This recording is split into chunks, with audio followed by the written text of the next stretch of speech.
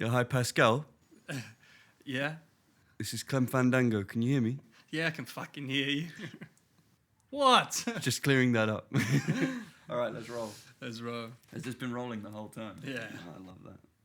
You are a fucking star, aren't you? Is that brewed? 4 minutes. You want a pill? My piss is black. It's the white ones. Don't eat no more of the white ones. So where's he sitting? Who? Mr. Ross. He's on the couch. Right. Mr. Ross is on the couch. Good. How is he? What? Good mood, bad mood, quiet, jolly, up front, offhand? Paint me a picture. Tan suit, no tie, penny loafers, no tassel. Right. Does he look flush? He's a flush man. Naturally. 10 guinea Baltimore loafers, suit, sweater, year for you couldn't buy, shirt undone. 10 giddy Baltimore loafers. Fuck me briefly. Penny, no tassel. They're talking about it, aren't they? Okay, so where's Ezra? Ezra's at the desk, but he's not in his chair. He's round the corner to one side. The Mr. Ross side or the miles away side? Round here to one side on the poochie stool. Poochie stool, good. Sit behind the desk. It's like I'm the man. Like I'm trying to big you out. Sit round the side on the poochie stool. Hey presto, we all circle. Okay. So where's the kid? Couch. Couch, good. On the couch is Mr. Ross. Exactly. Let him see the merchandise. You know Beryl? She goes to me tonight, she goes, when Silver Johnny sings, my pussy hair stands up. Relax. I know, her pussy hair. Her fucking midget for a rug stands up. I see these girls, it's voodoo, shaking it like they hate it, like they hate themselves for it. In the alley, get it out, she says, get it out, I'll play a tune on it. One day he's asking his mum, can he cross the road, and the next he's a grown woman queuing up to suck his winkle. Oh, 17, child. Oh, these girls, they shit when he sings. Exactly. What? Mickey knows they shit, he's seen it. They what? It's a sex act, it's all sexual. Hold it, stop. They shit. All over. What does that mean? Means to have no control in front of a shiny suited child. Sad fucking world. The end.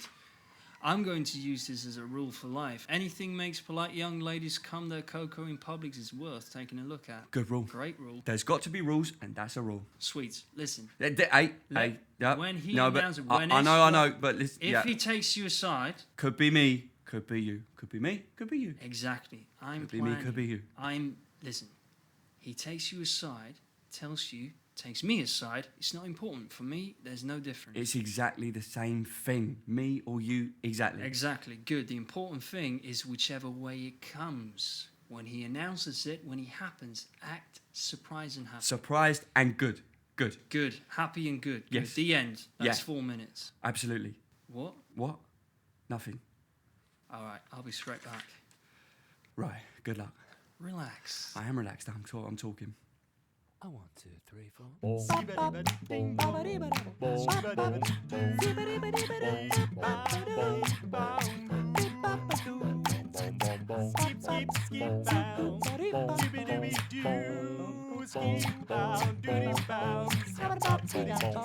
Baby. Spectacles. Tentacles. Test. Testing 1, 2, 3. Okay, right. We are back. Here we're back. We're here at the long game. Whatever that song. Me out to the ball game. Take me out to the fair. And then I thought about the game. The game. And then I thought about the game. Let's rock. Cool. Here we are. We're back. Here we are. After a week. Yep. Episode 3. Yep. Sorry. Just wanted to get the dust off of this teapot here. Yeah, well... It's going well. It's going a really good start. Really good Last start. week we had Johan and the crickets. Yep. Half of the crickets. We Yep. were missing a few, but I'm sure we'll have a whole Yeah. day of cricket at some point. And today, what are we going to talk about today? I don't know. I mean, we kind of loosely, in the first episode, we kind of loosely spoke about the production we were just in. Mm-hmm. Maybe we can talk about how we kind of, I don't know, how we rehearse, how we get it going, what we do when we, well, at least this time around, how we, because there was quite a short turnaround for everything. I mean, you knew the part because you played it before, but Yeah. you also created new songs and wrote a slightly different story. Yeah.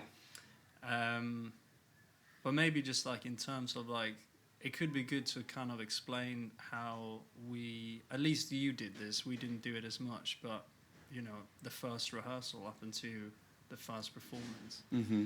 how you work, how I work, and how we as an ensemble work our way through the script, Mm-hmm. and kind of why. Yeah. I think we might have touched upon some of these things in the season 1, but like we had a cast of 10 people. Yeah. More than half of them were like outside actors. When I say outside actors, I mean actors who has not studied the way we studied. Yeah, that's kind of funny. We still call them outside actors, Yeah, as they if we're just- not outside yeah. ourselves. Yeah, they're just. Well, I mean, it actors. kind of makes sense because we do a lot of the productions still in the same space. Yeah. The drama school we went to, we've still got the theatre there, which it's not currently running as a drama school, but we're using that space still as a theatre because it's a good black box theatre and we get a good rate on it. So I think that's possibly why we still say outside actors, because we're always cooped up in there. Yeah. But then, of course, we Sounds were at the weird. courtyard, so it was more we were just actors. But it's actors. Yeah, you're right. Actors who have trained elsewhere, Yeah, which it's that. or not at all, trained themselves. Oh yeah, or self-trained. And the way we would do it when we trained, and we would not necessarily do it the same way when we're just preparing for a self-tape or we're preparing for a role in a TV Depends. or commercial. It kind of it depends on the time you have. It depends on how much rehearsal and how much kind of meat you get from the production itself. But in this case, it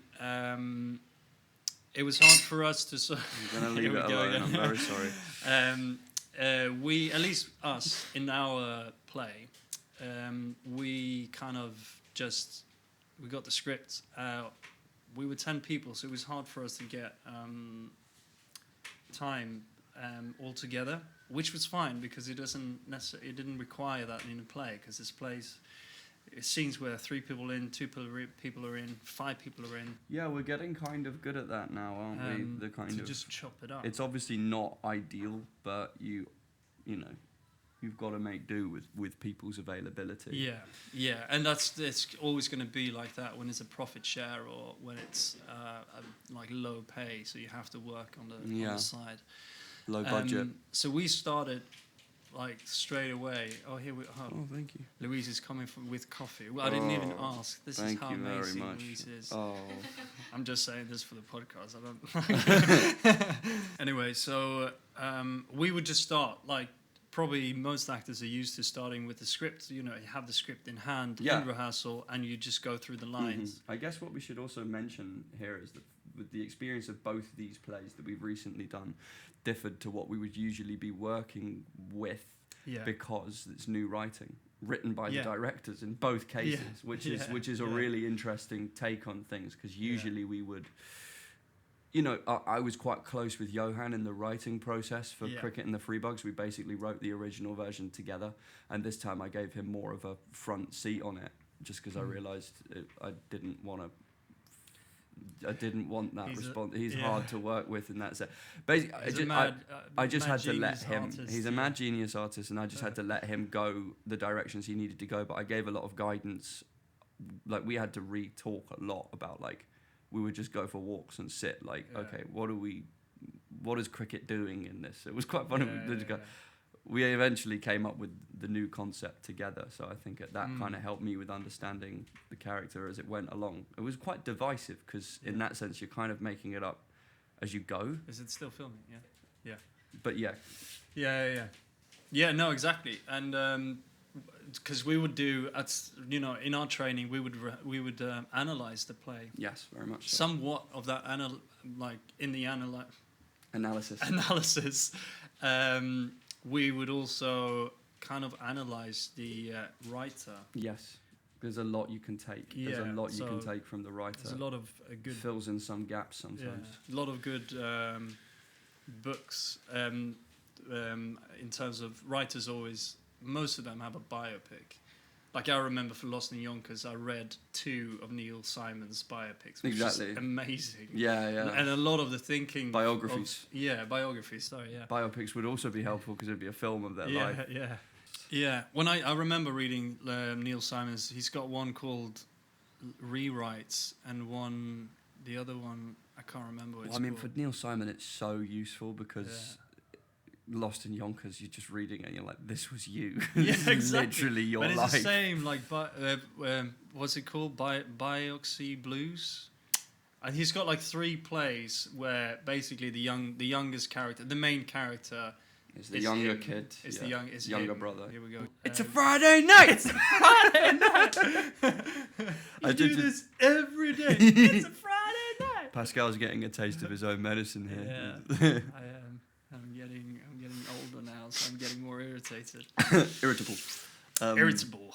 Yeah. Yeah. So the directors obviously, they have to analyze themselves in terms of like why they've written the stuff. But yes. My point was. I don't think they did that nearly enough. I don't think there isn't time. No. There was not time. We had because 3 you can't really and a half. on the go be like, okay, Floki, why did you write this play? Yeah. You can't do that. We kind of just had to think on our feet. It's just and like they things, gloss over it and then. Yeah, which I is mean fair that enough. was quite interesting because I know that when you pick up a play, often, I reckon literally I could do it with this Mojo one here. Yeah. Will probably tell you the original cast. Yep, that'll be the original cast. Callum Dixon, Simon Kunz, Daniel Newman. Might not actually be that because I remember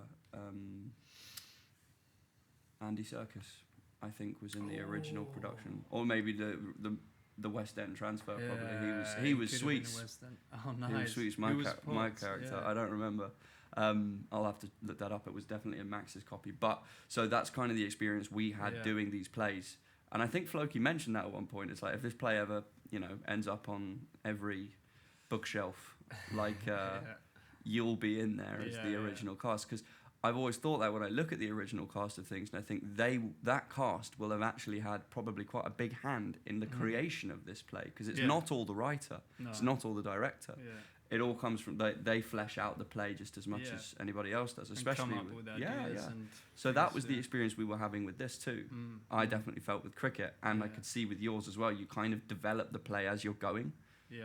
Oh, definitely. I mean, it was the first time it was kind of said out loud. It was in the rehearsal. Like Floki didn't have we had a read through. The first rehearsal was a read through with all the cast. Some of them were on Zoom. And then the next thing was we were standing up with the scripts. But what he did was that he took the scripts from us and he fed the lines, which I thought was that was good. When we were training, we would do something called programming, and I think we've mentioned this before, which is essentially just there to kind of like give you time to find out about the character, because you're like, if you start the rehearsal, like the first day of rehearsal, you've read a script a couple of times, you're not going to know what the character is. You might have a little inkling of where some of the kind of like, even if you have a big inkling, I feel like programming is there for you to insert the character into it, because something interesting that Johan said quite recently, as he said we spoke about it, that he worked quite a lot with opera. And he said that he had quite a lot of conversations with the opera singers and actors. And a lot of the time, the conversation when you're not on stage is about the characters. And he was surprised, because we obviously talk about our characters loads to each other and stuff like this. And most actors know what they want to do with a character, and are like, so I feel like the dynamic here is you're my mum and this, and like we probably had a falling out when we were younger or something like this. Like they'll be coming up with all this stuff, but then when they get on stage, they just can't insert it. And that's because I think a lot of the time they don't give themselves they don't give themselves time. So it's just like, and that's what I really feel like the benefit of programming is for me, is that it's giving myself the time to actually like do the groundwork on the character, like basically,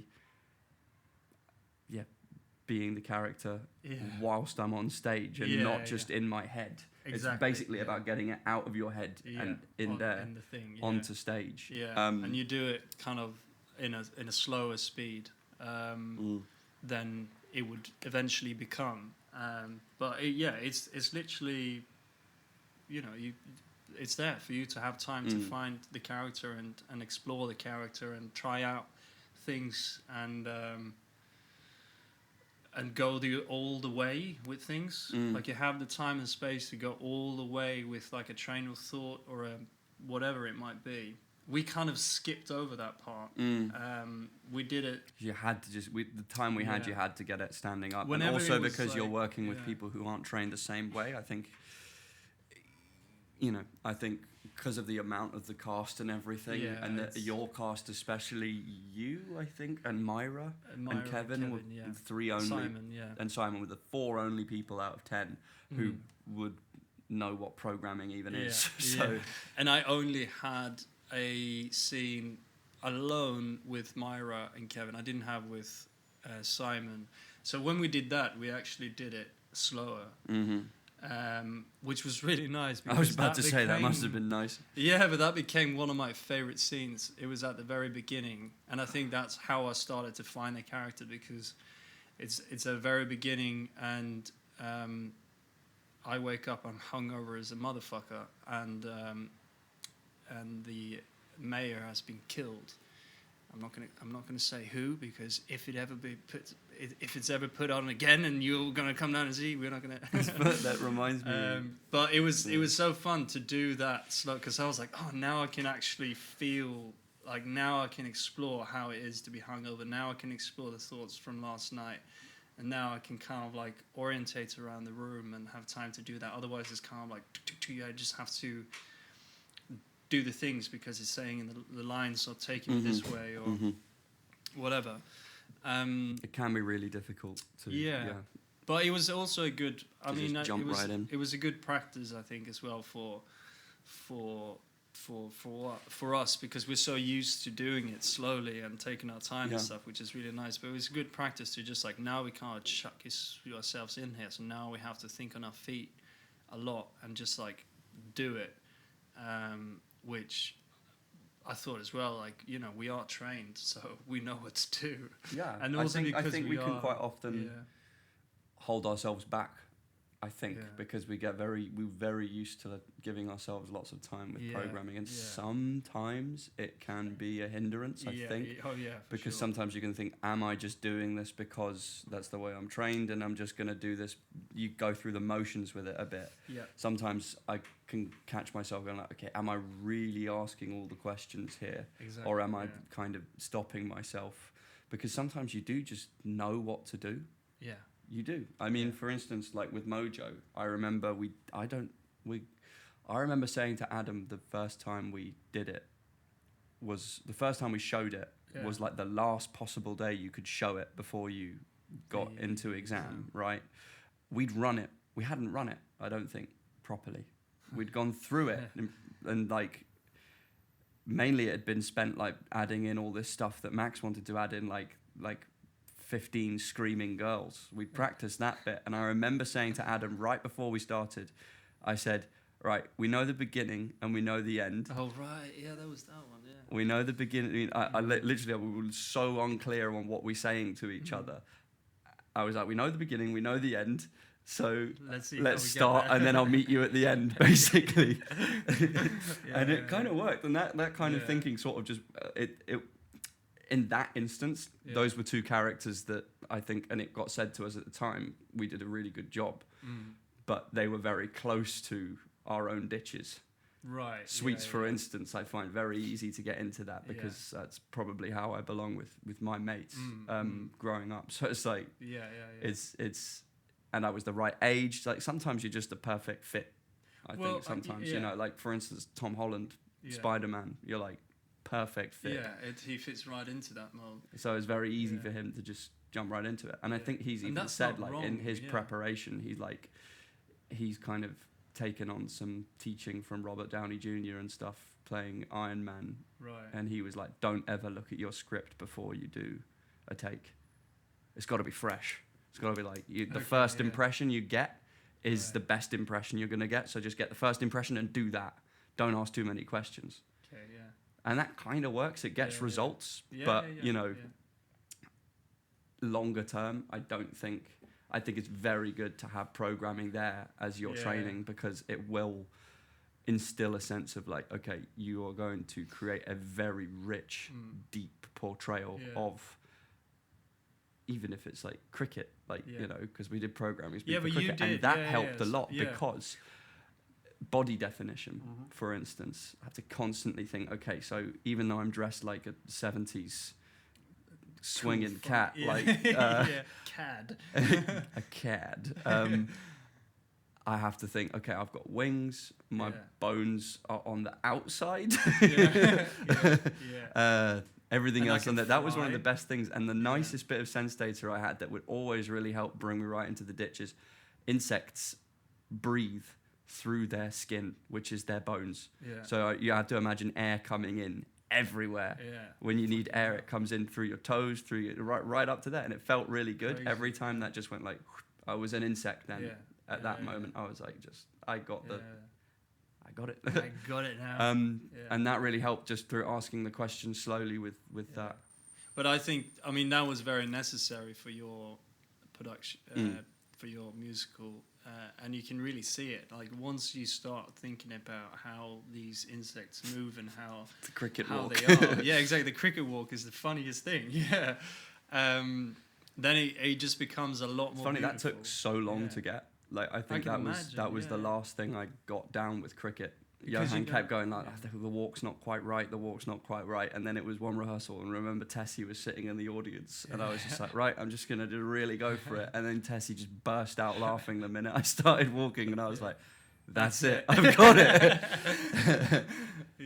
Shout out Tessie, number one fan for cricket, literally the best. And thanks for all the help. Thank you for all the help, and thank you Jack Brown as well for all your help. You were both instrumentally important in making that production happen. 100%, and thank you Ray for coming in down to ours as well. Yeah, we really needed that for our first job as intimacy coordinator. Anyways,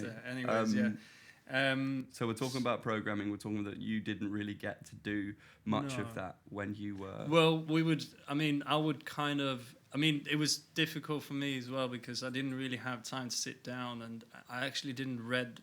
I did all the thing is with like when you don't have a script, you can't fall back on anything. No. So I learned so quickly my lines. I just learned them like that because you have to. Because I have to, and also because we also being taught that way. So like we've always kind of like we call it like just think about the topics. Yeah. So you remember the topics, and when you remember the topics, you kind of remember the lines. There might be like. And that's the thing. That's exactly what I was saying with Mojo. Knowing the beginning and knowing the end. Basically, me and Adam saying to each other, "Look, we know what we're talking about, so we could talk about anything. It would all fit within that. The just need to go this exactly. way." And so for me, so I actually didn't read. I read like I skimmed through bits if I had time before rehearsal. And then on rehearse when we were rehearsing, I would take it a pause between if I didn't know it, and then I would just like think, and then if I needed a line, I just raised my finger, and then I got a line, and then it just like I remembered it so like straight away, which was kind of it was helpful for me because I had other shit to do. Yeah, you did. And Floki really turned into like. I don't know, he became a character in that play. He busted his knee and then started walking around with a cane. And that really did make him look like an established, esteemed director man. I believe Chekhov used to walk around with a cane. Well, there's an old story that he would stand at the back of the theatre, the Moscow Arts Theatre, when Stanislavski was doing his plays. And Stanislavski apparently, who's basically the foundation of our acting technique, which is very funny, method, whatever you want to call it. It wasn't called method then. But basically, he would stand at the back of the theatre unhappy with how Stanislavski was doing, is he would make the Chekhov plays too serious. Right. And at the beginning of every Chekhov play, one of my old drama teachers used to say this. What does it say at the beginning of every Chekhov play? A comedy. Right. Everyone always does Chekhov like you want to like kill yourself. Obviously they're sad, but they were satires on being middle class in Russia at the time, and that like all their problems are like, I'm on the estate and I look outside and I want to be the best writer in the world, but I can't because my mom is the best actress in the world. The chickens, God, what am I gonna do? What will I ever do? The chickens, they die, and then I have to get more chickens. All this food we have, I can't. Oh, it's too much food. Oh, I went for a walk today. Yeah, you know, they always. I'm so bored. I will never make anything of my life. But he would stand at the back of the theatre with a cane, stamping it, going, "It's a comedy! It's a comedy! It's a comedy!"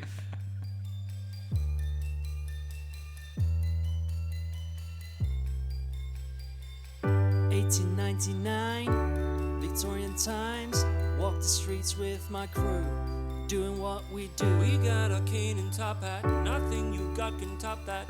No one messes with us, we're the ones you can trust. We rob the rich and the poor, no one's safe, that's for sure. We run this town, we'll never back down. Hear the bells, feel the city smell, the horse and the horses and ladies in corsets. From the docks to the alleyways, don't you know it's the good old days? Gonna party like it's 1899. Tough luck, you're in dire straits. Reeling, they took the bait. Gonna party like it's 1899. It was a comedy as well, this play, I thought. I mean, at least I kind of like, that was how I thought about how it was. But anyhow, so like creating the characters for this one was, I mean, similar to how we do in normal life, but also kind of adjusted to the time frame we had and the people we had in and other stuff going on. But I think it all comes from the play, and it all comes from the thinking of the writer, because in his mind he's got the characters in his mind. Somewhat you change it because you can see that it makes more logic to have it this way. Mm-hmm. But I think the way I created that character was the way we always done it, just kind of like a quicker pace. Yeah. Obviously, you're doing the work at home as well. Yeah, that's kind of the most important thing. Yeah, I mean, I love westerns, and I played some Red Dead Redemption during this time as well, just to get like. Well, that's another thing. I think one thing that was a very important turning point in a lot of our training was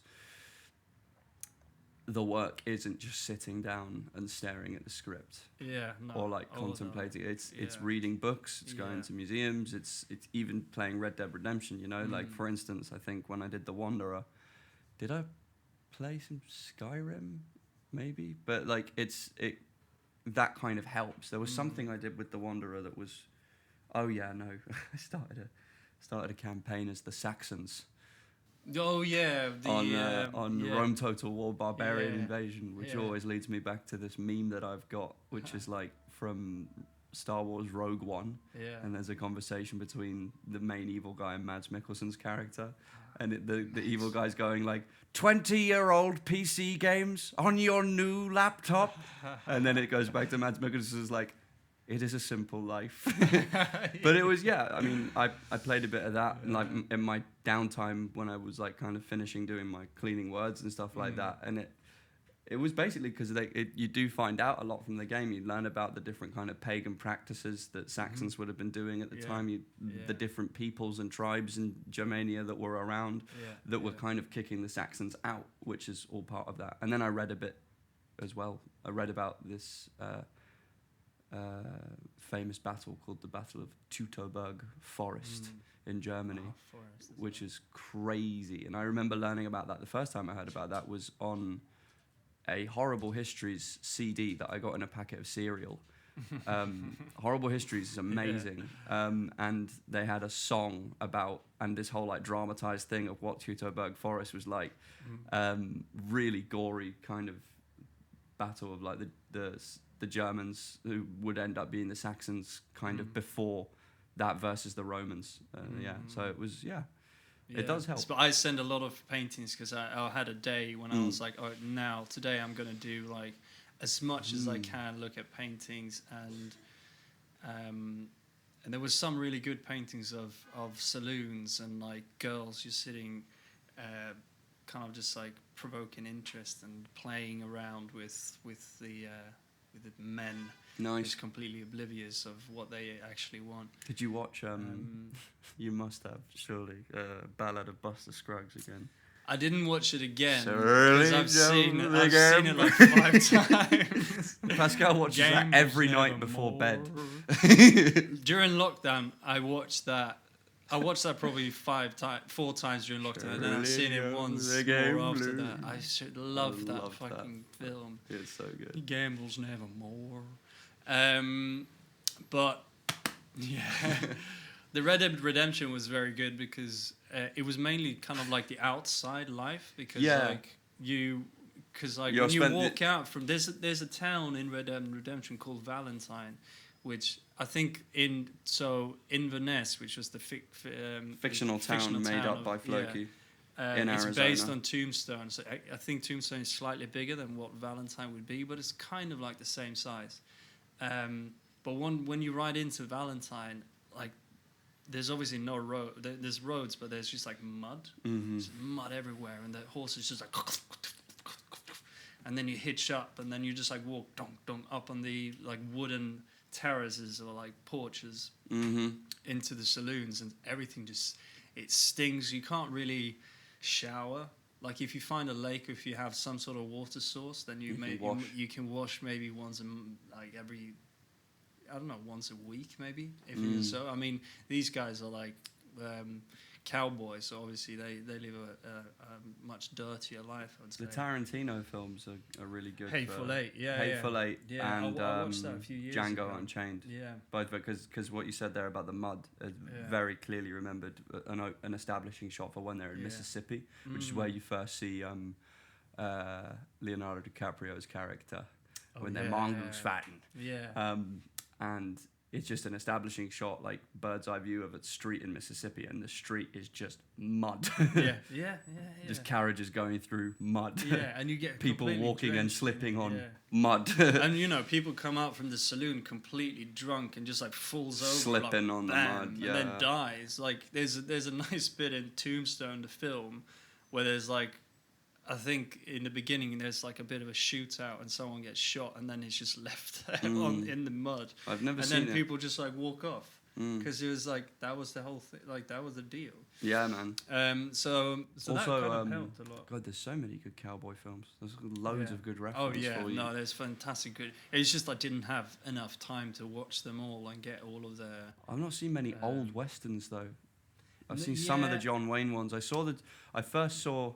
Those are a bit True Grit. Romantic. Yeah, they are very romanticized at the time. True Grit was good though, True Grit is very good, yeah. The new True Grit that they did with Jeff Bridges is also really awesome.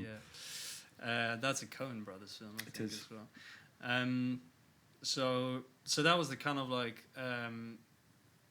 that's the work. I mean, we've always spoken about the things happening outside of the play. It's not in the words. It's not there. You can't see it, but it's so much there in your life, day-to-day life. So important. You spoke about. There's a really nice bit in one of the episodes when you spoke about the creases on your police uniform. The gold, which is just like with the soap. That's like, exactly. Which is such a nice little detail. I remember for Lost in Yonkers, we bought some American candy, and we had a day when we just like. We cooked a lot of food. I think there was we cooked the mustard soup. Oh. We cooked the. I did these like. That's why it was Sunday so clear when you the soda cream. So yes. These like kind of like sundaes. Coke floats. Coke floats. Yeah, fucking disgusting. Really? But I think we did it wrong. But I tried to do it, but I think it didn't. I didn't do the right way. So it was kind of way too sweet. Like it was very, very sweet, which it probably was because you were just like hyped up. No sugar laws back then. You get full fat Coke, full yeah. fat. So a lot of things. I remember Louise when they were doing Orange County in their final year. She played the maid, and they did this cornbread. She made the cornbread, and she brought it to school, and everyone had it for lunch and stuff. So it's like really nice to do that kind of stuff because it's so important for the life, day-to-day life of the characters and the surroundings and the world think about around munching hay with mandibles. Yeah. For like the way that you would destroy food in your mouth as a cricket is like and the variety of freshness in like if you find the berries, drier hay and fresh grass and stuff like this. Had to think about all that. So I have a rabbit, and I often go to the pet shop to buy him more hay or pellets and like bedding. But there's a live food section of the Pets at Home warehouse, and it's got crickets for feeding lizards, because I had a gecko when I was younger too. So I would go over and I'd just look at the crickets in the box, which used to really freak me out, these crickets. But then I watched a really close-up documentary on them, and this was also a really important bit of sense data that I got from watching them and watching this documentary, is the noise that crickets make. It's only males do it. And what it is they have a set of teeth on their wings. So you know those instruments you go... Brr, brr, brr, cucumber. It's called in Sweden. It's gurka. We always had it at school. That they're always kind of ornaments in people's houses. It's like a toad, and it's got a little... It's a wooden toad with a big spiny bit on its back. And it's got always in its mouth a little hole that you put a like stick, and then you go... Brr, brr, brr. So it's those kind of teeth on the wings. So the wings overlap each other. And the teeth then... They go like that, like that, and it's like playing violin, which is why I think crickets were always depicted as violin playing insects. Like in James and the Giant Peach, the cricket plays the violin or the grasshopper, and what we based the story of our play on was this old fable. I think it's an Aesop fable called The Cricket and the Ant, and the cricket spends all his time playing violin and fooling around as an artist, and the ant is a hard-working, salt-of-the-earth colony ant, and it's a strange metaphor which doesn't work nowadays, which is why we reconstructed it, because it's like why would you want to put people off of pursuing artistic endeavors because it won't make you any money? I mean, who would ever do that to a who would ever say you need a backup option? Because in that play or in the fable, doesn't he die? Well, in some versions the ant is like it gets really cold all summer, all seasons long leading up to winter. The ant is preparing, and the grasshopper is fooling around, playing music and eating and chilling out, and the ant is like, I don't have no time for fun, winter's coming, and then when winter comes there's no food, and the grasshopper goes up to the ant's house and knocks on the door and is like, please let me in, can I stay with you? And the ant either goes, nah, freeze, and then just shuts the door, or he goes, yes, you can stay, but you have to play for us. Which we also involved in our thing. We made all crickets are traveling musicians, and when winter comes, if they're good enough, they get invited to stay and play at a luxurious anthill. But then we also had like a kind of mini Easter egg in the play where I come back as a different cricket once I'm in Australia. At one point, I fly to Australia to be in a big band, and I ditch my original band, and there's a lot of ditching in this play. I'm in a band at the beginning with just crickets, and they ditch me. So I make my own band with other insects, and then I ditch them. And then I'm with a famous band, and then I ditch them to go back to my old band. All for good reasons. All for good reasons. But basically, I come back as another cricket in a spider bar where Ladybug is singing. And I'd walk for that character, because all crickets kind of look the same as the joke we made. Like, they all have these glasses on. So I'm wearing the glasses, and that's how I differentiate from me being crickety. Cricket. Well, his name's not Crickety Cricket. It was actually Cricket Hayfield. Like Curtis Mayfield. See, there's so much detail that goes into this. Green Owl. Green Owl. So I was performing in a spider bar, and I was like, as that cricket, that's like not the top job you would want. You would want to be at like a luxurious beehive where you'd be given nectar and be looked after by the bees all winter. Whereas here I was working in a spider bar where probably I'm always worried I'm going to get eaten, but I'll have to just please them by playing good music until they're like, we don't need you anymore. That's like, because otherwise you're outside freezing to death. Yeah, exactly. Because it was winter during that time. Exactly.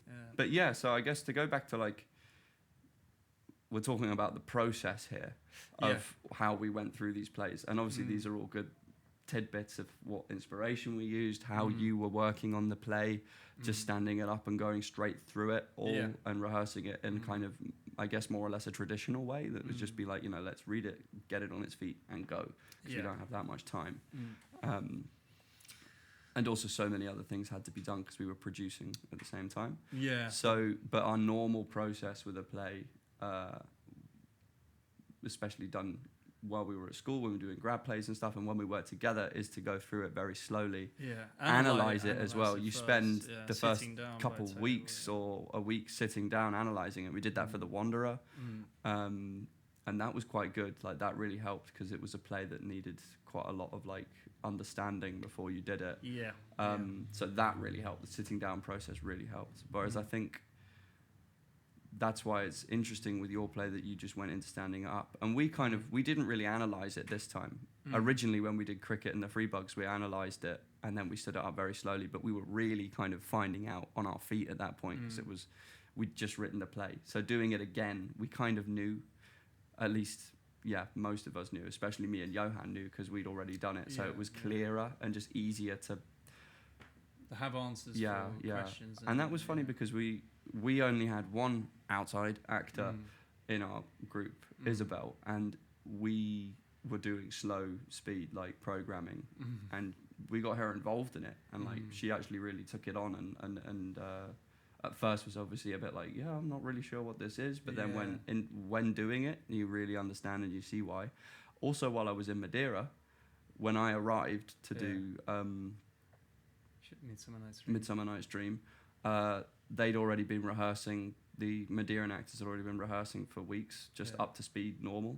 And then when we got there, Constanza was like, okay, let's slow it down and do the slow speed. So then they watched us rehearse like really slowly, which was cool. I think people kept saying I went into puck mode because I would always be in a corner just like pulling faces like... and then like, just being devious. But then the actors... quite a lot of them were like, oh, can we try that? So you can see it's very easy to... when sort of put into practice, you can see really why it's so beneficial. But I can also see why some actors don't... Like you say, with Robert Downey Jr., it's like, you trust your first impulse. Like, if he would... Well, I do that a lot with self-tapes now, I think, especially with commercials, because sometimes I've really pored over stuff, and that doesn't necessarily help when you don't have that much time. Because when we, I think I've mentioned this before, but when we trained, we also did improv classes, and they were really useful. I didn't know it at the time, but now doing self-tapes, they're so useful. They're so useful because in those ones, you just give yourself an OPAE and then you get up and do it. OPA is it's a designed state of mind. For a specific amount of time. So OPAs change when different events occur. Such as like people come in and leave. Or someone says something. They really help because that's how I approach self-tapes, especially for commercials. I mean, if I have a longer period of time and there's a script, then I'll definitely do the reading and the work and stuff. I remember for one for House of Shadows, which I got down to like the last 2 for. That was a lot of like, I could read the whole script, I could really get into it, and I found out where it was set. I watched a film on the factory, the bike factory, for rally bikes, which is basically the whole play is around this factory shutting down, and the working class northern Nottingham family, kind of their life depends on the factory, so I would look at all of that and design all the relationships and stuff. So yeah, it's kind of, I guess what we keep talking about in this episode, I guess, is like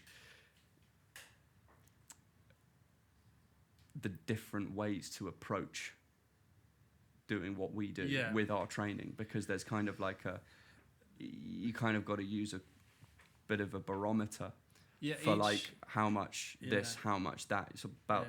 There's a funny joke that's like, you know, since conference calls and Zoom calls have become so much more of a thing that anybody can always, they could basically switch off for an entire Zoom call, and then at the very end of the meeting just chime in and go, yeah, I just like the sound off on that. It's all about finding balance.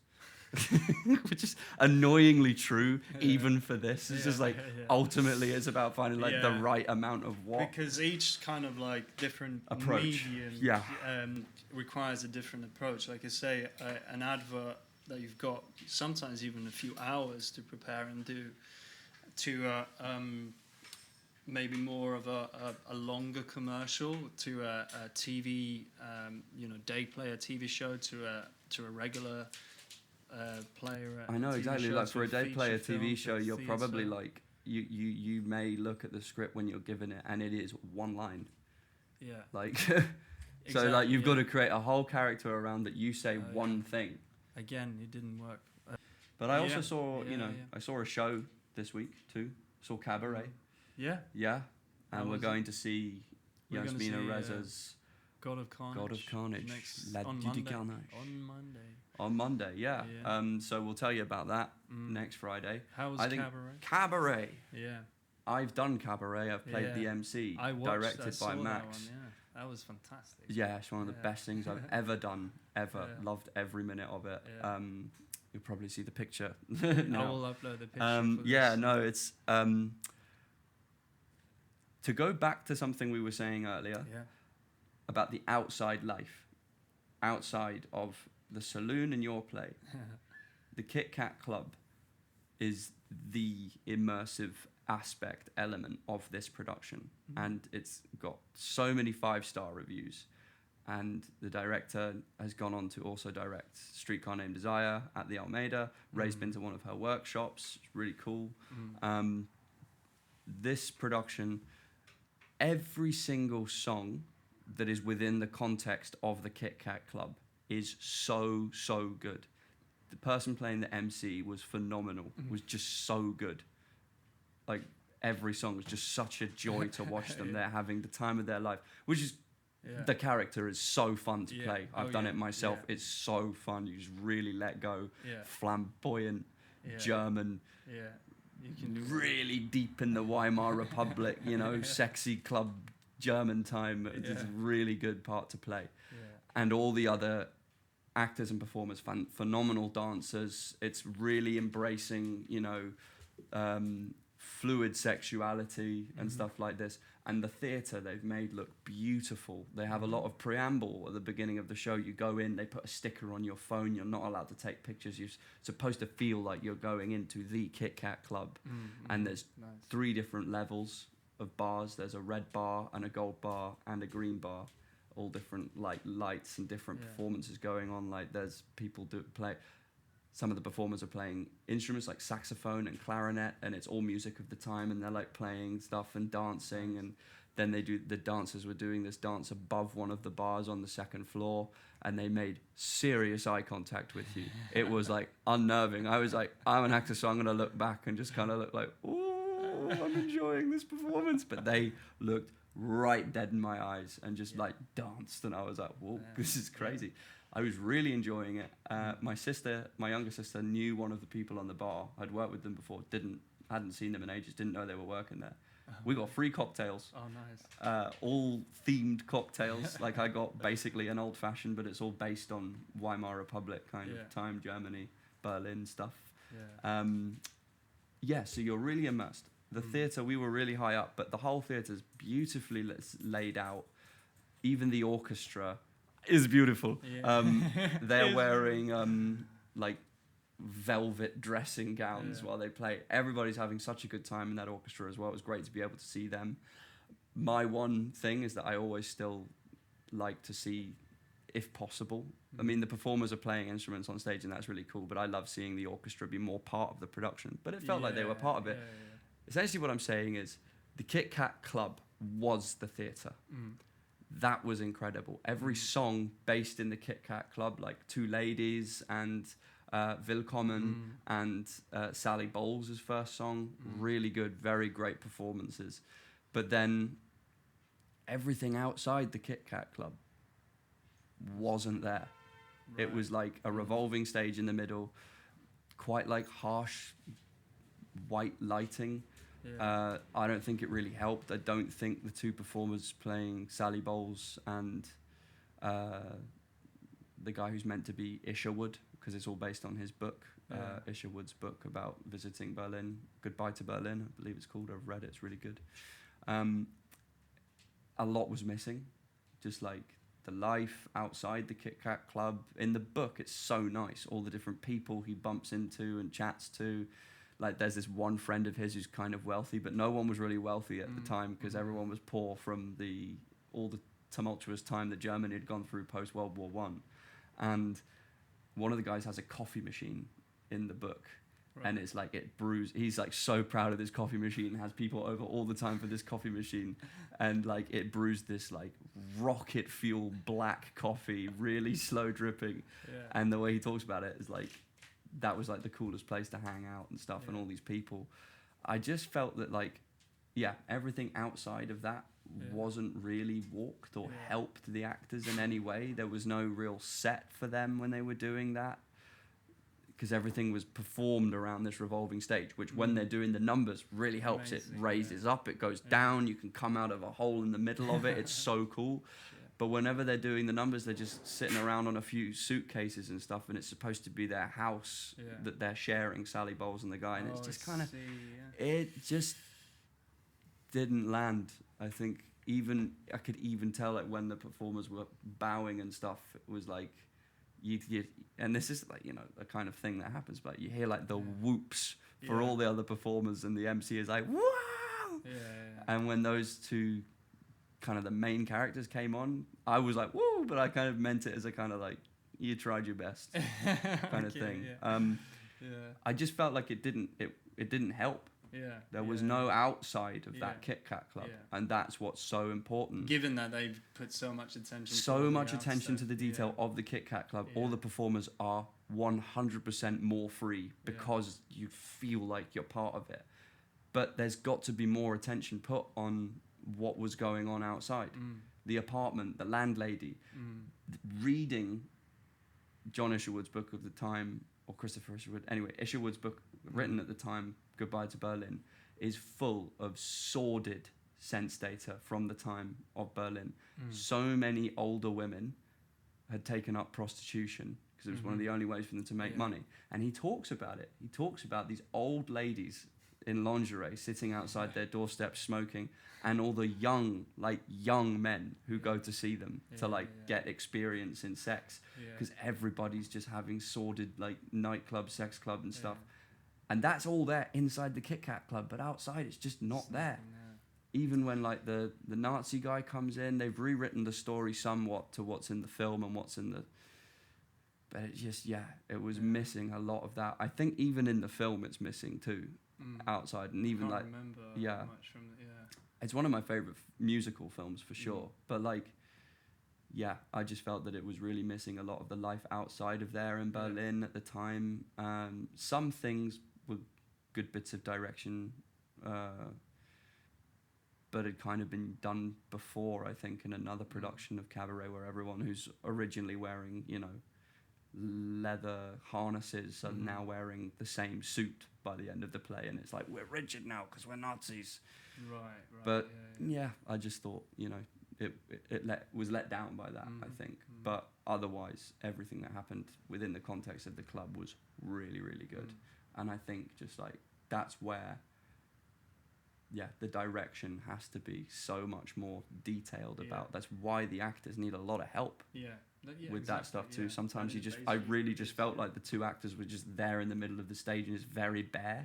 And you're like, doesn't really matter how good you are if you don't get it didn't help at all, really. So that's kind of my review of it. I give it 3.5 or 5 Milos.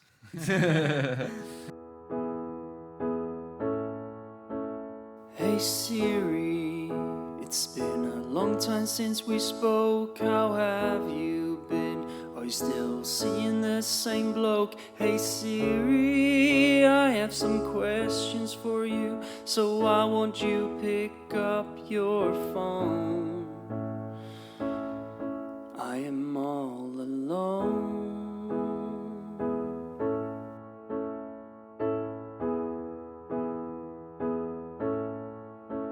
Hey Siri, you never got back to me when I asked you which red wine goes best with brie. Hey Siri, why are you leaving me on red? You must be busy in the middle of the night, and that's alright.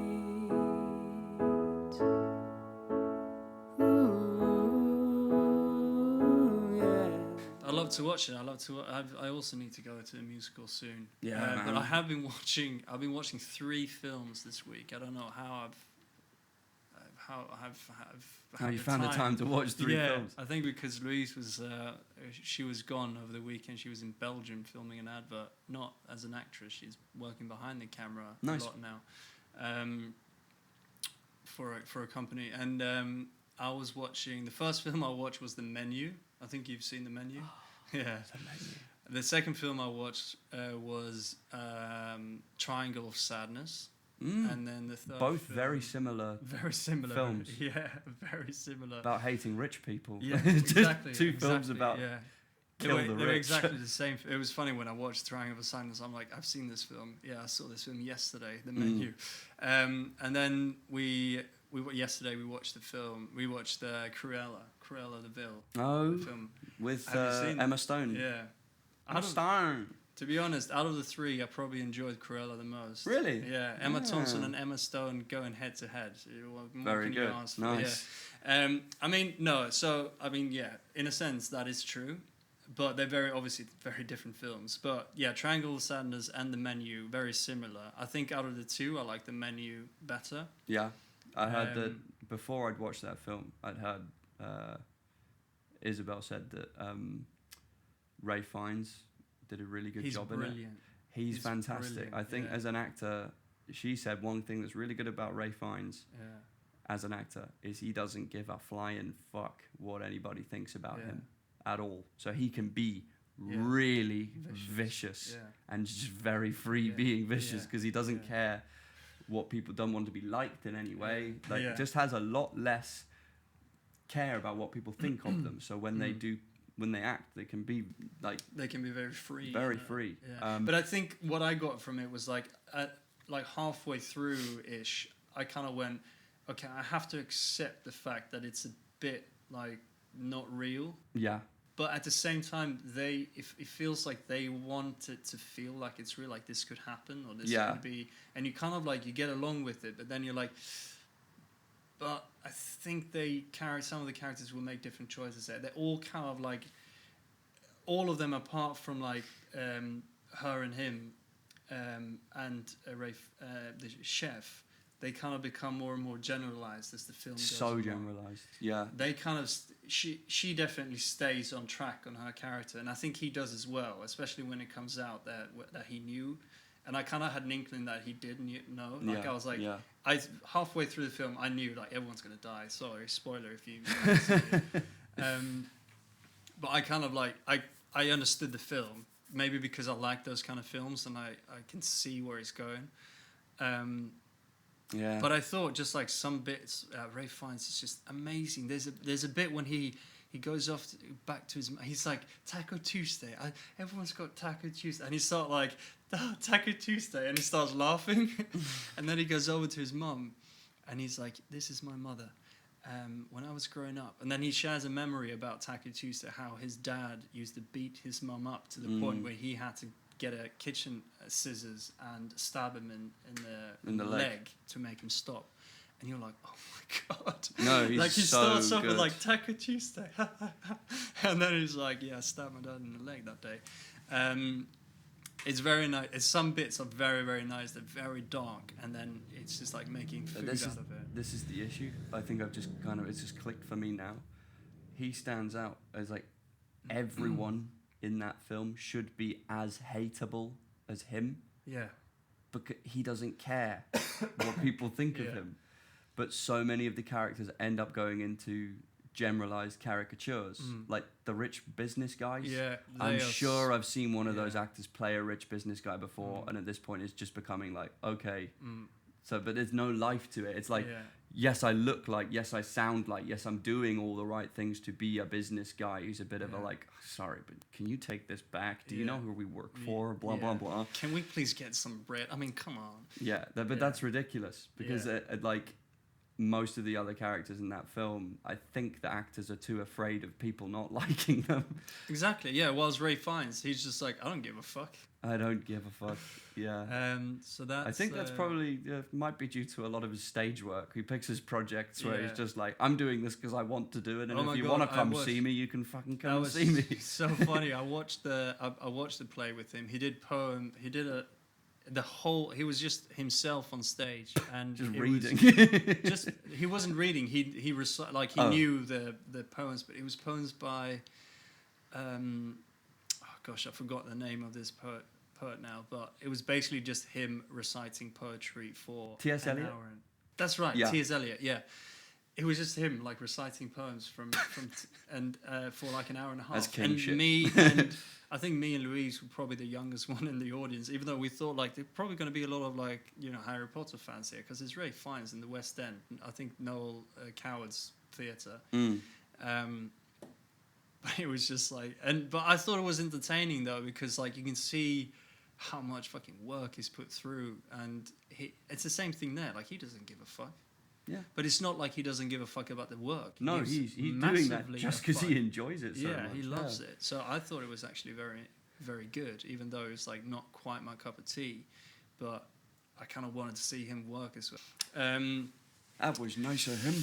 Yeah, and then I watched Triangle of Sadness. I mean, he's one of my favorite directors, Ruben Östlund, Swedish director. He's done The Square, Force Majeure, and a few others. He really likes to do those films. Yeah, he does very strange film, but it was a bit too long, I thought, and it was a bit.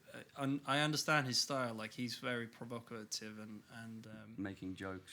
Yeah, and I mean a lot of his scenes are very natural, and the characters feel very real. There's one Russian guy in that film which is top notch. Like he's so fucking good in that film. It's so funny to watch. He's the one I've heard all about this. Is like he's a Russian capitalist, and the guy who runs the boat, Woody Harrelson, is a communist. Communist, so they just like argue, but they still get along. They have some beautiful scenes. I think they are probably my favorite ones to watch. And then there's a very good Swedish actor in it as well. Balenciaga. It's H&M. Yeah, that scene is actually quite nice. Yeah. H&M. Balenciaga.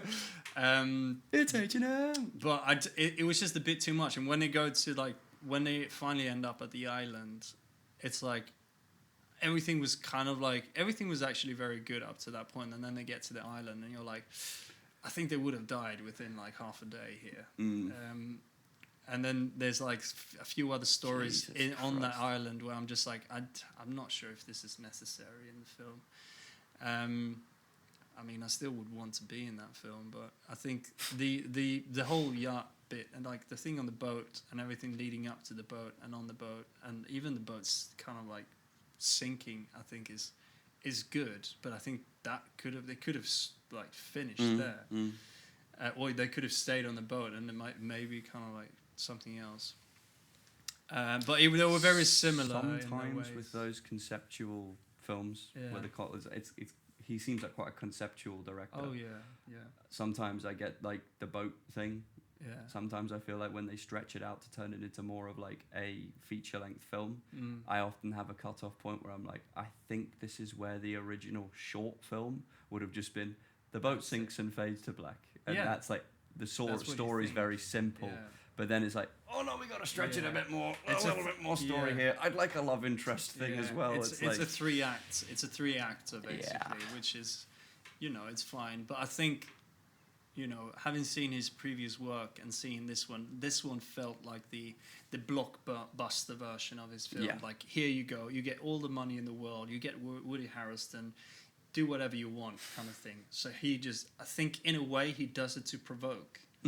I think he's that clever that he it's not so much about like him making a spectacular film. It's his force majeure. Yeah, it's him getting like, oh, I'm getting all the money. I'm just gonna do this. I'd never seen Force Majeure, but I literally saw a clip from it when I was watching the BAFTAs one year, and just that clip freaked me out so much when the avalanche is coming down and the dad just ditches his wife and kids, and this like it's one of the most natural things you ever see, because you're like. You're so like watching it as a kid. I'm like, the dad should stay. The dad should stay. Why did he run away? And then, but then you're obviously like growing up. You're like, well, of course he's just a kid himself. He's probably just like, I want to run away to my mummy. Exactly. It's so funny. And then none of them die, so he has to come back and be like, and so sit down again. Like it's so funny. It's like you ditched us. And that's the turn of that's the climax of the film as well. Everything turns off that. There's another scene when he cries, and I think I've seen an interview with Ruben when he talks about this, when he was like, but like he's a man, but he would still cry, and he cries like, I think he explains it like he should cry so much, like he should like like a kid, like he can't help like stop himself or help himself. And there's a scene when he does that, and I'm like, this actor is so. But you always go like, I would love to work with this director, because I think he can bring out stuff from you that you just like have never thought about. Because I think his way of doing films is just slightly different. And I mean, everyone has their way. And then Cruella de Vil. To round it off, I thought it was very entertaining. I think obviously same thing there. There's a few bits that you could kind of like. That could have been better. That could have been kind of like more thought through and stuff. But I enjoy that. There's two. So basically, you haven't seen it. No. Or I think you should watch it. I think it's good. Yeah. What's it on? It was on Disney. Nice. Of course. And you follow her from she was young until she becomes Cruella de Vil, and then a bit further on as well. I mean, the film is basically about fashion. Yeah. That's the whole film is just about fashion. I like when films are just about fashion. I was as soon Devil as Wears Prada. Yeah, exactly. Excellent example. The plot is which just is coming it's about as a fashion. musical. It's becoming a musical. Yeah. Love that. Elton John. Suddenly I see. This is where I'm gonna watch that shit. Yeah. Hell yeah! But as soon as you accept, like that's the same thing. Like, that will be all. As soon as you just accept the fact this is going to be a fashion competition between Cruella de Vil and her nemesis, which it turns out to be very close to her. I'm not going to spoil it too much. They just have it's just like about them like becoming the top fashion designer basically in London or in the world. But as soon as you accept that, you're like, yeah, fuck yeah, I want to.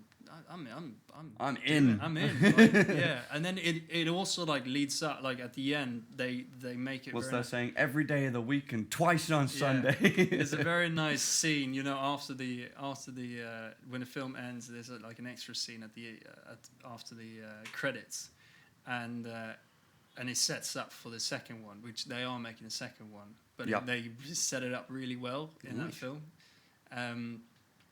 And I love the old 101 Dalmatians. So basically, they're setting up for that. So like everything that happened up until now is like nice before 101 Dalmatians, basically. So yeah, it's been a good. The outfits are great, man. That's why. Anyway, but that's no, but in general, it's been a good week of films. I recommend all of them. Maybe don't watch The Menu and Triangle of Sadness the way I did it straight after each other, because they're basically the same strange film. But I recommend watching them if you haven't, because they're very good performances in each and every one of them. At the beginning of Cruella, I was like, oh, this would be great as a musical, but then something happened in the beginning. I was like, nope, that would not work in a musical. This is dark. This is darker than I think. Like, it's amazing. There you go. Yeah, that is why it's about fashion, because like the outfits are so phenomenal. Good, on point. Right, I've got to watch this film now. I'm gonna sit Ray down and make her watch it, because Ray fucking loves. Ray is obsessed with fashion. Well, okay, so that's been. That's been. Has that been the long game? It has for this week, Pascal, and it's feeling like a long game. Long, yeah. This is the actual feeling of the long game. But Yeah. Anyhow, good luck out there. Yeah, good luck out there. That's a good way. That's a good. Jesus, good luck. If anyone's out there, yeah, good luck. Good luck Good luck. on your long game. Okay, I've been Pascal Perico. I've been Milo Maris. And this was the long game. Yep. See you later. See you next week. I've seen the world change. It's really strange. In a new era, people fell with terror. I've got a great solution, a brand new resolution. Just stay in the past and make it last. Don't you wanna be right here with me? And Dickens, Darwin, Ruskin, Carroll, talking Christie, Wolfe and Orwell. Take your time, let yourself unwind. Feel the beat of your feet on Victorian streets. From the docks to the alleyways, don't you know it's the good old days? Gonna party like it's 1899. Tough luck, you're in dire straits. Reeling, they took the bait. Gonna party like it's 1899.